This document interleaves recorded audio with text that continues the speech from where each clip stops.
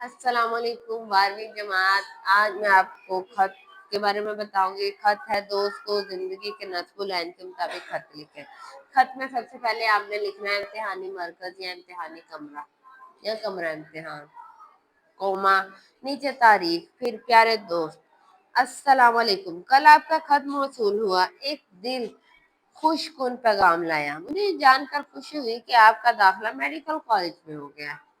अल्लाह आपको मजीद तरक्की दे। आपने मुझसे मेरा नस्ब-ओ-नैन के मुताबिक दरियाफ्त किया। मेरे मज़ामीन से तो आपको अंदाजा हो ही गया था। मैं डॉक्टर या इंजीनियर नहीं बनना चाहता, बल्कि मेरा फितरती मैलान दर्स व तदरीस की तरफ है। मैं उस्ताद बनना चाहता हूँ। इसकी बहुत सी वजूहात है, जिनमें से एक ये कि अल्लाह ने सिखाने को कुरान में खुद को भी मुअल्लम करार दिया है और अपने पैगंबर को भी मुअल्लम बनाकर भेजा है। जैसा कि हज़रत मोहम्मद सल्लल्लाहु अलैहि वसल्लम ने फरमाया, बेशक मैं मुअल्लम बनाकर भेजा गया हूँ।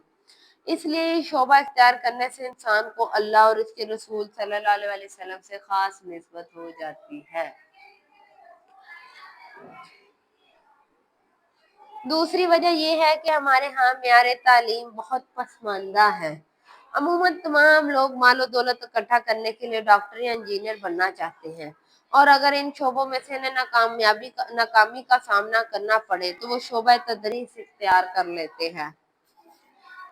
चूंकि फितरती तौर पर वो इस तरफ रुझान नहीं रखते, इसलिए वो ये काम बेहतर तौर पर सरअंजाम देने से कासिर रहते हैं। ठीक है।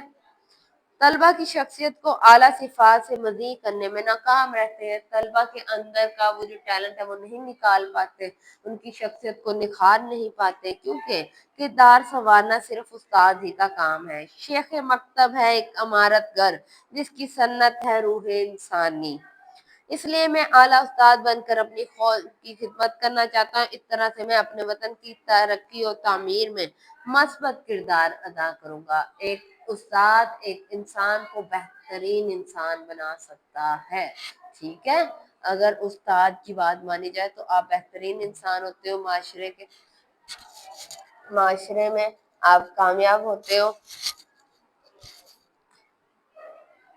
अपने घर वालों को मेरा सलाम कीजिएगा। खुदा करे कि चंद सतूर आपको सेहत की बेहतरीन कैफियत में पाएं। बस सलाम, आपका प्यारा दोस्त अलिफ बेजी।